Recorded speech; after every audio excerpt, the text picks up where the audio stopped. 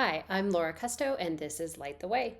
Each week, I break down the key moon phase and the astrology into a clear, well lit path, one that shows you exactly where to direct your energy for maximum impact. So you can stop your scattered efforts and align with the cosmos to create real results. This is the astrology and moon phase for January 26th through February 1st, 2025. So, the moon phase this week is a new moon. That means it's time to go within and set intentions. Now, this new moon is happening in Aquarius. It's happening on the 29th at 5:36 a.m. Mountain Standard Time. The specific degree is 9 degrees 50 minutes of Aquarius. So, 3 steps to working with any moon phase. First one is to find the area of your life being activated. What area of life does Aquarius rule over for you?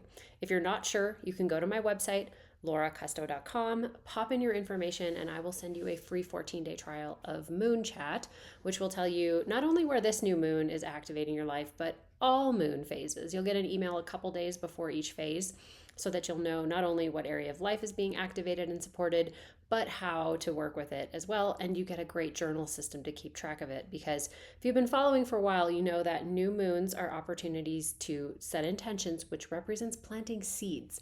Now, when you plant a seed in a garden, eventually you need to water it, right? And harvest it. And so with Moon Chat, we keep track of all of that. There are future phases where you will be watering your intentions. You'll be doing something to move them along. There'll be another phase, the full moon, where you'll notice what came into bloom. And there'll be a last quarter where you clear the garden.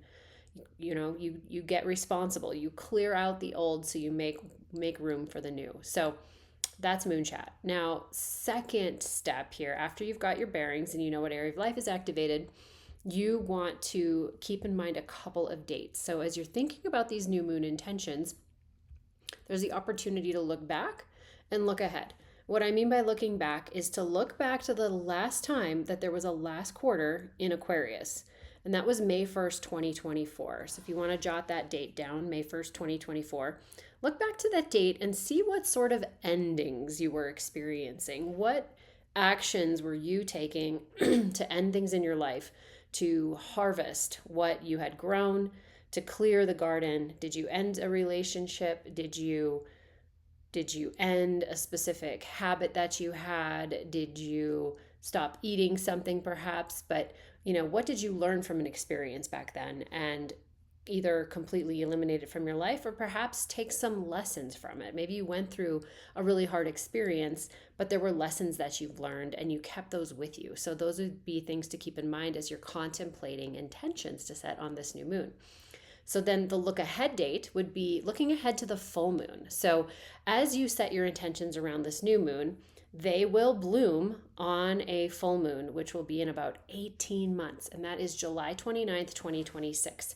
So if this is activating an area of your life where you've got some big goals that require some advanced planning, so this could be things like a major career move, buying a house, going back to school, having a baby, getting married, these would maybe require some advanced planning. And so the date of that full moon is July 29th, 2026. So as you're writing intentions, if that date resonates for you and it makes sense to set an intention around that date, give or take a few days, of course, go ahead and do it. All right, step 3 is to actually use the energy of the new moon. And here's what I like to do. On the day prior, the day of, or the day after the new moon, again, the energy is active within a couple days. That's when I take my time to go within. I get quiet and I go for a walk or I have a meditation somewhere, but I really just allow myself to dream.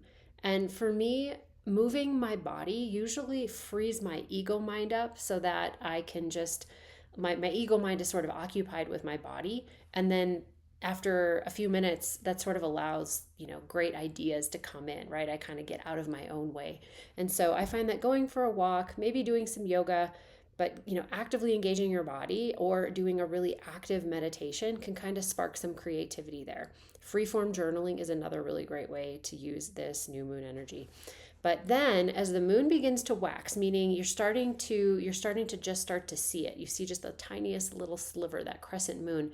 That'll be on probably January 31st or February 1st. when it starts to become physical is when we put physical pen to paper and write out our intentions. Now, we always want to write them out in the present tense as if they have already happened. And yes, you want to physically write them because that engages your subconscious mind, which controls about 95% of what goes on up here and then all in our body. And we want as much of ourselves on board with this as possible. So now I will say, I use the Moon journal system, which is both you can print it out and physically write on it, or you can use it digitally. I use it digitally. So, what I do on the new moon is I physically write out my intentions, and then I will go and I will type them in and save them into the electronic version of my journal. Again, I like to have this. I love to use it electronically, and I like to use the system because it keeps track of all of these moon phases as we move along. So, all right, so now let's talk about the energies at play the week of this new moon and on the day of it so that you know how to really work with it, because every single new moon is different, not just in the sign that's in, but the different planetary aspects to it. So on Sunday, the 26th, so this would be a few days before the new moon, we have a lot of opportunity energy. So on this Sunday, we have Mercury and Neptune making a sextile, and then we have Venus making a sextile to Uranus. So that's why I say opportunity energy. Sextiles are very harmonious, but they aren't handed to you on a silver platter. So it's up to you to go out there and find the opportunity and take advantage of it, or notice the opportunity and take advantage of it. It's kind of raise your hand and I'm going to get out there and do it. And so that first sextile, it's happening 11:32 in the morning Mountain Standard Time, so kind of adjust for that. But again, it's operational, right? These don't just happen at like a boom moment of time. But this is really dreamy Neptune communication and analysis, Mercury. So it could be a realization around something esoteric, an opportunity to explore and analyze or grow in your analysis of something spiritual. So just be kind of aware of that on that Sunday and kind of what crosses your path, but an opportunity to sort of dig deeper and learn something new about something that you find higher mind and intellectual, but also very, very esoteric and spiritual, right? Then later in the day, we have Venus and Uranus making the sextile. So this is the opportunity to spice up what you take pleasure in. So this can be with a partner, it can be your own pleasure, it can be your children, but look for opportunities to have fun and to take you out of your comfort zone, something that you normally wouldn't do. It's also a really great day with your kids. I thought of this to get them to perhaps try some new foods that maybe it's a food that you've kind of said, you really like this. So I think that you might also like this. So, but they've been really hesitant to try it. But I think on this Sunday, the 26th, if you introduce it in a really fun way, in a way that again, think about them and what they take pleasure in, or how they sort of what's fun for them, and you introduce this food in that sort of a way, I think that they'll have more of a sense of adventure around trying it. So anyway, give that a shot and let me put a comment in the comment section and let me know how that goes. Okay, then on the 27th we have Mercury entering Aquarius, and that's happening at 7:53 p.m. Mountain Time. Now, Mercury has been in Capricorn since January 8th, so just a few weeks. So that really tells you how fast, when Mercury is just moving forward, how fast it goes, right? Like that is just a little over 2 weeks that it was spending in Capricorn there. So now Mercury's on into Aquarius. Aquarius is an air sign, and Mercury is actually exalted in Aquarius, which is just the most lovely, lovely place for Mercury to be. It's operating at its highest vibration in Aquarius. So Mercury rules analysis, speech of all forms, and communication. And Aquarius is about our relationship to society. And Aquarius is concerned with these big, broad themes that impact all of humanity.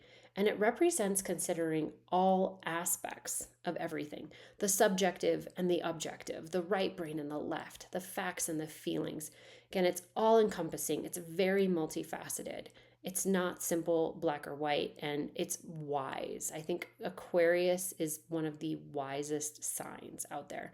Now, Mercury here in Aquarius shows us that we will have more support in tapping to this energy ourselves. So we will probably be less tolerant of anything presented to us that seems like too fluffy or lacking substance, opinions that seem baseless. We're going to have really high intellectual expectations and be able to see through lies and things that are just kind of like, they're not really trying, or I think they're just kind of making that up. So I think that's some really helpful energy to have. So that again is happening on the 27th. Then a couple days later, on the 29th, the day of the new moon, we have Mercury making a conjunction with Pluto. So this conjunction is happening just a few hours before the new moon, and this conjunction is happening at about 2 degrees of Aquarius, and then the new moon is happening at closer to 9. So I wouldn't say that these energies are conjunct, but they're definitely operational, meaning that we could almost sense like the merging of the new moon energy of this, like go within, set your intention, in this Aquarian vibe, right? But it's also merging with this Mercury Pluto conjunction too. So right away we take this high standard for intellectual quality, and then we apply it to things that are hidden in the darkness, things below the surface. That's Pluto, right? So on this day, on the 29th, I mean, because Mercury represents communication, we could see some big truth come to light, as well as the unmistakable proof that proves it, right? Because this is Aquarius, but as far as the new moon goes, I would keep this in mind as far as, when you go within and you reflect and you're looking at your intentions, but to ponder on what you really want to come into your life, and intentions around what is deeply and profoundly true to you. Look into those deep, deep crevices of your desires, of your life, of what you're capable of. Again, we're setting intentions here. It's really like goal setting. And, and the new moon is about dreaming big. So you've got this Pluto energy here with Mercury. The mind is involved with this deep inner knowing. Again, mind, Mercury, Pluto, deep inner knowing. And if you set an intention that is in alignment with both your highest good as well as the highest good for all of humanity, because that is Aquarius, and it's rooted in love, I mean, that's like the magical combination for this Aquarius new moon. So I really hope you run with that. Okay, so that's the 29th. Then on the 30th, Uranus moves direct at 9:22 a.m. So Uranus is the planet of rebellion, surprises, it's change, it's innovation, and it has been retrograde in Taurus since September 1st, 2024. So it's a planet that's pretty far out there, and it doesn't move too fast. It's moved retrograde between 27 degrees Taurus and 23 degrees Taurus. So that's just about 4 or 5 degrees. And now when Uranus stations direct, and this is true for all planets, it becomes more powerful. So around the 30th, give or take a day, something Uranian could occur, meaning rebellious, something innovative, some abrupt change in your life. And it too, I think, will have a bigger chance of impacting you specifically this way if you happen to have planets around 23 degrees of the fixed signs, which is where it is stationing direct. So 23 degrees of the fixed signs would be Taurus, Leo, Scorpio, or Aquarius. But from this point on, now it's going to move direct, and it's going to be moving back over those points that it had been retrograding over. So it's going to station retrograde at 23, and it'll eventually move all the way back to that 27 degrees that it was at. And it may, if we kind of look at our calendars and we notice what's, happened since then, because it had already crossed those degrees, then it went back over them, and now it's going back over them a final time. And so, Taurus themes are things like, because it's fixed earth, so it represents our resources. So our food and our food systems, our money, our the housing markets, things like that. And so with Uranus in this sign, those various systems will tend to be more unstable, as well as be more ripe for some sudden abrupt change. And so, depending on what you have going on in your life, I would say, if you're looking at, say, a real estate acquisition, and you've noticed that it's kind of been unstable here these last few months, and it was even unstable before then, I would just kind of give it some time here. So Uranus is going to station direct, and it is going to eventually complete its time in Taurus here this year, and it's going to enter Gemini on the 7th of July, where it will sort of, Uranus is this planet that just kind of wants to go, right? And it's going to, I will think it's kind of breaking free of this fixed earth, and it's moving into Gemini, which is mutable, changeable, and then it's air, so it's thinking, right? Higher mind. And so I think that, and it's not going to necessarily happen with the snap of your fingers, but I think once it leaves Taurus and it starts to get into that Gemini energy, we can start to see some things really start to shift very, very quickly. Gemini is probably like the quickest sign out there. And it will also start to operationally be making a trine to Pluto over in Aquarius at that 1-2 degrees. And so that's going to be really exciting, because big planets making a harmonious aspect like that does not come along all that often. And in the next few years, we're going to start to see a lot of this stuff. So anyway, I would just, with this Uranus moving direct, just kind of be alert, be aware of it, know that we're working through a larger time frame period here, and we're going to start to see some lessening of the grip, but also, again, Uranus is change. And so let's hope that it does some really good work here as it's kind of rounding out its time in Taurus. Now, it will come back into Taurus, into the final degrees of Taurus, into even next year, 2026. It's not going to be firmly in Gemini until sometime in 2026. So, I think it's a transition period, right? Okay. So also on the 30th, the sun makes a trine to Jupiter. Now, this is going to activate our desire for expansion of ourselves, right? So Jupiter's expansion, sun represents the self. So on the 30th, it's also a really great day to dig into some self-improvement, to drown yourself into a topic that really expands your knowledge. Maybe there's something that you've been looking at, reading up on, something you're just really interested in. And it's a great day to do some work towards becoming a better version of yourself, whatever that means for you. All right, and then rounding out the week on Saturday, we have Venus making a conjunction to Neptune on the 1st. That's happening at 9:33 a.m. Mountain Time. And this is very dreamy pleasure energy. So again, they're making a conjunction. So it's this merging, this coming together of pleasure and higher mind, dreamy sort of guru Neptune. It's also escapism. So, it's not a good day to indulge in, say, alcohol, recreational drugs, or something experimental that you've never done before. You could get totally carried away. So I would say if you want to use it in a more of a high vibration way, to indulge in some more meditative practices or something spiritual.